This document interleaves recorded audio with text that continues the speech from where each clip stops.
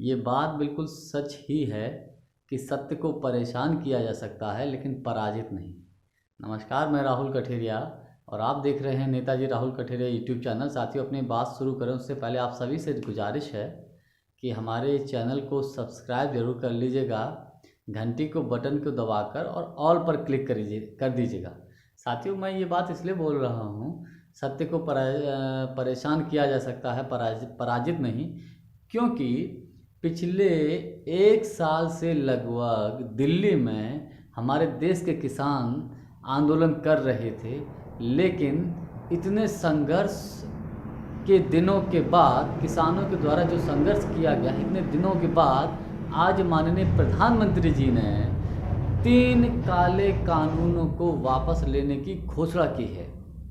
आप समझिएगा, इसीलिए मैं कह रहा हूँ क्योंकि माननीय प्रधानमंत्री मोदी जी ने कहा है और बड़ी बड़ी बातें बोली हैं किसानों के हित में कि किसान जो है ये देश किसानों का है। जितनी तारीफ़ें हो सकती हैं ये किसानों के लिए वो की। ये अचानक जो प्रेम उमड़ा है माननीय प्रधानमंत्री जी का, ऐसी क्या वजह हुई है जो इस अचानक प्रेम उमड़ा है?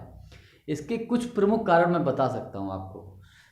जबकि कारण बताने से पहले मैं आपको बता दूं, माननीय प्रधानमंत्री जी ने खुद इन्हीं किसानों को आंदोलनजीवी कहा था।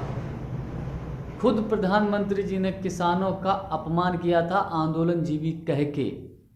इसके अलावा भारतीय जनता पार्टी के कई नेताओं ने इन किसानों को आतंकवादी, देशद्रोही और गुंडे कहा था। तो कहने का तात्पर्य ये है कि अचानक जो ये डाइवर्ट मूड आया है, एकदम अचानक घुमाव आया है प्रधानमंत्री जी के व्यवहार में और भाजपा के व्यवहार में, इसकी कुछ वजह हो सकती हैं। अभी हाल ही में आप लोगों ने देखा होगा, कुछ दिनों पहले उपचुनाव हुए थे पूरे देश में, कुछ विधानसभा की सीटों पर और लोकसभा की सीटों पर। उन उपचुनावों में ज़्यादातर सीटों पर भाजपा को हार का सामना करना पड़ा और माननीय प्रधानमंत्री जी इस बात को बखूबी जानते हैं, उसमें से कुछ बखूबी जानते हैं कि अगर आने वाले 2022 में देश के 5 राज्यों में भी विधानसभा के चुनाव होने हैं, उसके बाद 2024 में लोकसभा का भी चुनाव होना है। तो जब उपचुनाव में इतनी बुरी हार हुई है तो हो सकता है 2022 में उत्तर प्रदेश में भी विधानसभा का चुनाव होना है। और अगर उत्तर प्रदेश हाथ से निकल गया, यदि उत्तर प्रदेश भाजपा के हाथ से निकल गया तो 2024 में दिल्ली की कुर्सी, भारत की कुर्सी, प्रधानमंत्री पद भाजपा के हाथ से निकल जाएगा।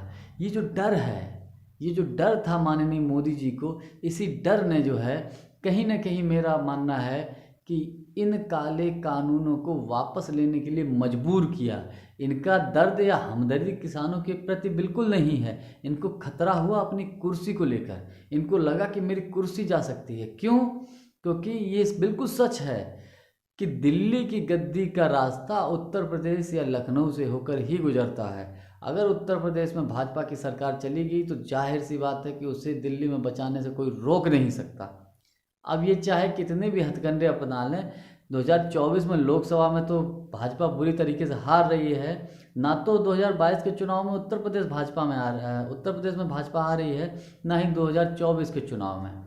क्योंकि ये जो है, ये सिर्फ चुनाव की वजह से, ये सिर्फ ये जो नई रणनीति, नई हमदर्दी जता रहे हैं। मैं आपको एक बात और बता दूं, यहाँ पर अभी कुछ समय पहले पेट्रोल के दाम कम किए गए थे। ये उन्हीं उपचुनाव के परिणाम का ही नतीजा था कि पेट्रोल के दाम कम किए गए।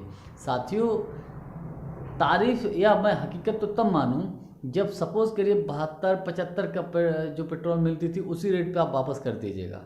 डीजल जो 60 पे मिलता था उसी रेट पे वापस करिएगा, और गैस जो वापस 450-400 मिलती थी उसी पे वापस करिएगा। तब तो एक जनता आपके लिए तारीफ़ करेगी, लोग आपके लिए अच्छा बोलेंगे। लेकिन मेरा मानना है कि अगर ऐसा हो जाए तो जनता के हित की बात है, लेकिन ऐसा होना मुश्किल है। अगर हो भी जाता है तो सिर्फ और सिर्फ चुनाव की वजह से, कुछ दिनों के लिए, चुनाव होने से पहले और जैसे ही चुनाव ख़त्म हुआ तो वो गड़सा जो है वो आप पर और हम पर ही चलेगा। वही 110 वाला पेट्रोल फिर ये 120, 125, 130, 135, 150 तक जाएगा। तो साथियों, बड़े सोच और समझ कर भूल के भी एक नारा चला था और चला है, एक ही भूल कमल का फूल। भूल कर भी किसी भी इलेक्शन में भाजपा को वोट ना दें, ना दें और ना दें। धन्यवाद।